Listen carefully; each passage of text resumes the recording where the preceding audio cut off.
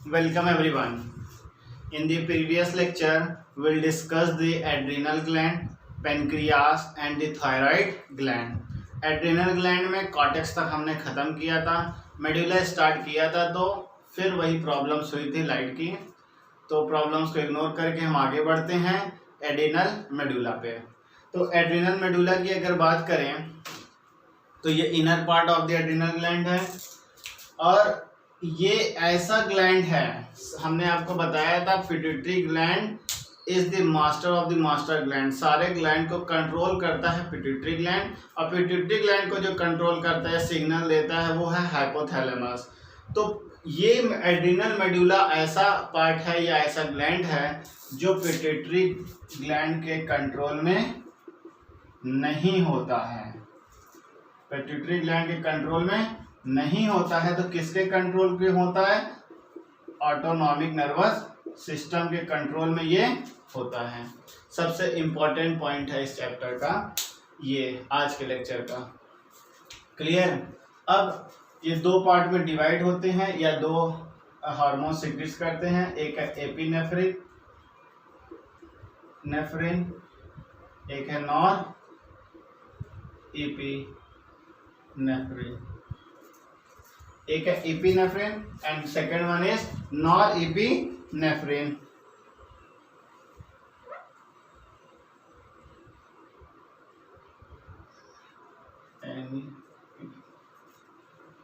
Clear? अब बात करते हैं इस एड्रिनल मेडुला को 3F हार्मोन्स कहते हैं। अब ये जो 3F हार्मोन है, इसमें क्या होता है कि F3F है क्या? सबसे पहले फाइट, फ्राइट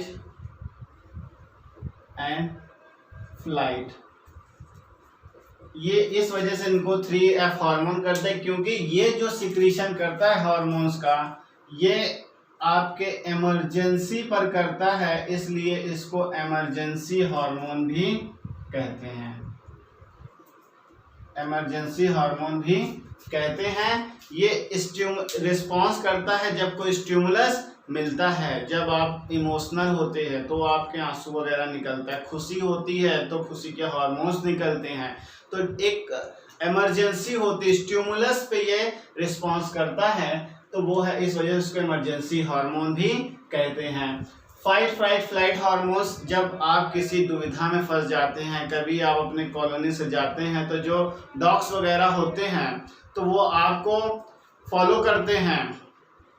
आपको उस समय हार्मोन्स का सिक्रीशन होता है, डर लगता है कहीं हमें काट ना ले, तो वो समय होता है कि या फिर आप उससे लड़े मतलब उसके फिजिकली टच में नहीं होंगे और किसी स्टोन्स वगैरह उसको भगाने की कोशिश करेंगे।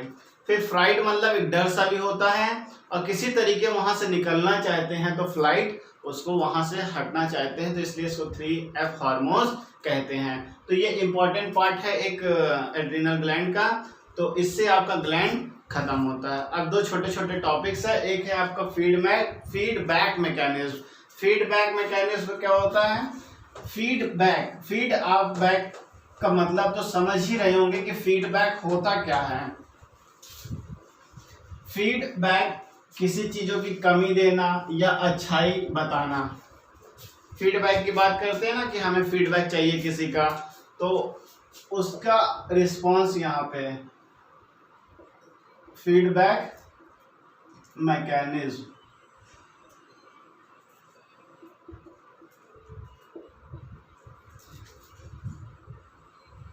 क्लियर? अब देखिए फीडबैक मैकेनिज्म तो आप समझ गए ये होता क्या है।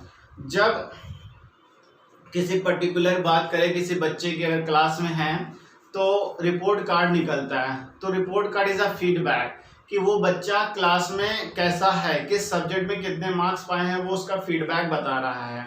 ठीक है, तो वो उसका स्टडीज का फीडबैक हुआ।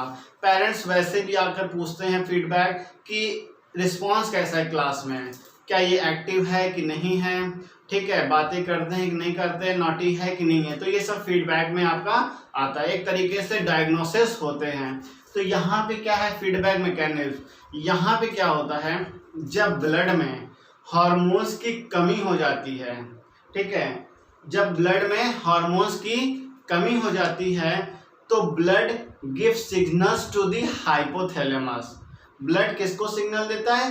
हाइपोथैलेमस को देता है, और हाइपोथैलेमस जिसको कंट्रोल करता है वो है पिट्यूटरी ग्लैंड। तो हाइपोथैलेमस रिलीज करता है hormone to stimulate the pituitary gland. वहां से उसने हार्मोन्स को रिलीज किया, हाइपोथैलेमस ने पिट्यूटरी ग्लैंड को स्टिमुलेट करने के लिए। फिर पिट्यूटरी ग्लैंड उस हार्मोन को, उस ग्लैंड को स्टिमुलेट करेगा जिस हार्मोन्स की कमी है, जिस वजह से ब्लड में हार्मोन्स कम है, तो उसको हार्मोन्स पहुंचाएगा, उसके लेवल को मेंटेन करेगा या फिर इंक्रीज कर देगा, नॉर्मल कर देगा। This process is called the positive feedback. वो ब्लड में हार्मोन्स कम हुआ था, उसको नॉर्मल पोजीशन पे लाया, that is called the positive feedback. अब उसी कंडीशन में जब ब्लड में हार्मोन्स ज़्यादा हो जाएं तो फिर सिग्नल जाता है हाइपोथैलेमस पर। हाइपोथैलेमस पिट्यूटरी रिलीज करेगा हार्मोन्स पिट्यूटरी ग्लैंड्स को स्टिमुलेट करने के लिए। Pituitary gland master of the master gland इसीलिए कि सारे हार्मोन्स का कंट्रोल वहां पर एक्स्ट्रा मेडुला वाला पार्ट को छोड़कर। फिर वहां पे वो स्टिमुलेट करेगा और उसके हार्मोन्स को कम कर देगा, that is called the negative feedback. तो ये मैकेनिज्म होती है, जो चीजें घट रही हैं, बढ़ रही हैं, उसको मेंटेन करने को फीडबैक कहते हैं। तो एक फ्लो चार्ट के थ्रू देखते हैं कि अगर ये आपका ब्लड शुगर है, ब्लड शुगर है, ब्लड शुगर इंक्रीज किया, पॉजिटिव बढ़ गया, ठीक है, तो यहां पर जो बढ़ा तो फीडबैक जाएगा निगेटिव फीडबैक, क्लियर। और अगर घटा तो निगेटिव, बढ़ा तो भी हुआ, और यहाँ पे फॉल हो गया, यहाँ पे अराइजेस, राइज कर गया, तो यहाँ भी निगेटिव फीडबैक। अब दोनों जाएंगे कंट्रोल सेंटर पर,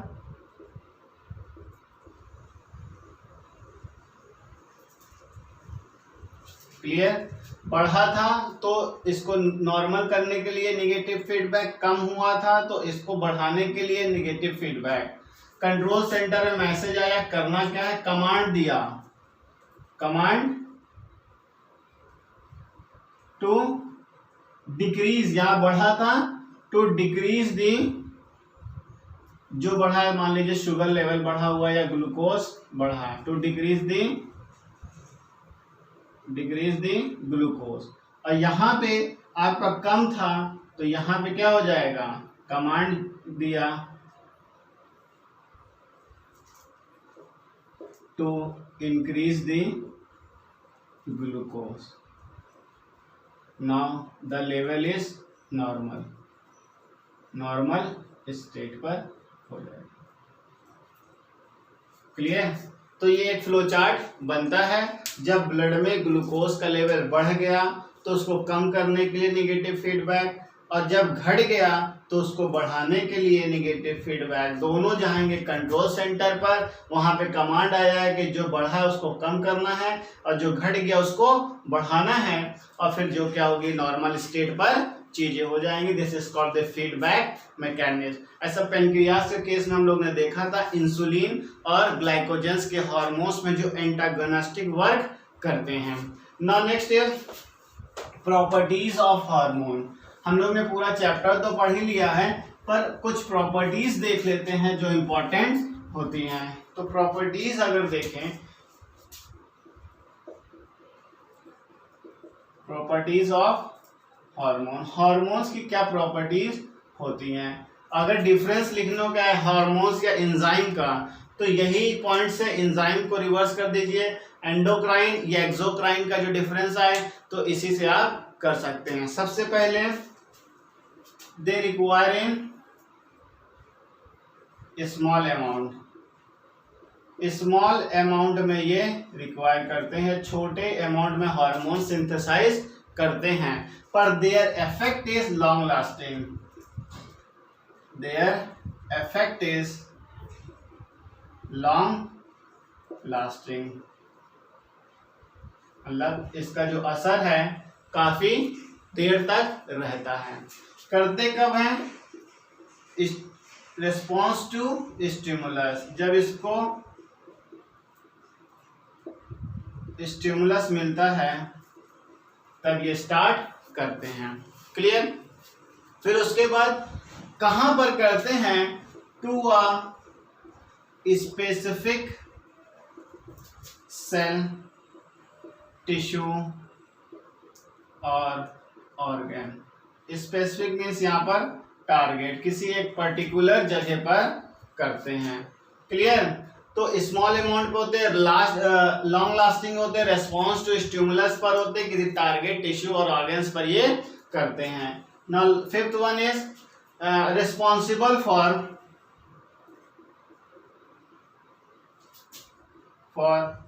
growth and development. Growth development भी इसका में भी रोल होता है, ग्रोथ और डेवलपमेंट में भी इसका अच्छा खासा रोल होता है। Now next is diffusible in tissue. Tissue में ये डिफ्यूज हो जाता है। Clear? Now next is they are soluble in water. और एक पॉइंट अगर नेगेटिव में लिखना है तो not take part in metabolism. Not take part in metabolism का रोल इसमें नहीं होता है। मेटाबॉलिज्म का रोल आपका वहां पे जब आप खाना खाते हो तो डाइजेशन वगैरह होते हो, वहां पे एनर्जी होता है। क्लियर? तो थोड़ा सा ये आपका पॉइंट्स है, प्रॉपर्टीज जिसको आप लिख सकते हैं। और अगर एग्जाम से डिफरेंस आएगा तो जैसे यहाँ पे लॉन्ग लास्टिंग है, वहाँ पे शॉर्ट लास्टिंग है। स्मॉल अमाउंट में यहाँ पे, वहाँ लार्ज अमाउंट में है। यहाँ पे रिस्पॉन्स टू स्टिमुलस है, वहाँ पे ये केस नहीं होता है, वो अपने नॉर्मल पे करते हैं। स्पेसिफिक टिश्यू एंड टारगेट पे वहाँ पे ऐसा कोई केस नहीं होता है। तो ऐसे आप डिफरेंस भी कर सकते हैं। तो ये था आपका एंडोक्राइन सिस्टम। अब सिर्फ 2 चैप्टर आपके इस सेशन के जो कोर्स हैं 2020-21 का, उसमें 2 चैप्टर बच रहा है। एक है reproductive system and the next one is photosynthesis. तो उसको भी हम जल्दी लेकर आएंगे और इसको खत्म करेंगे। Thank you.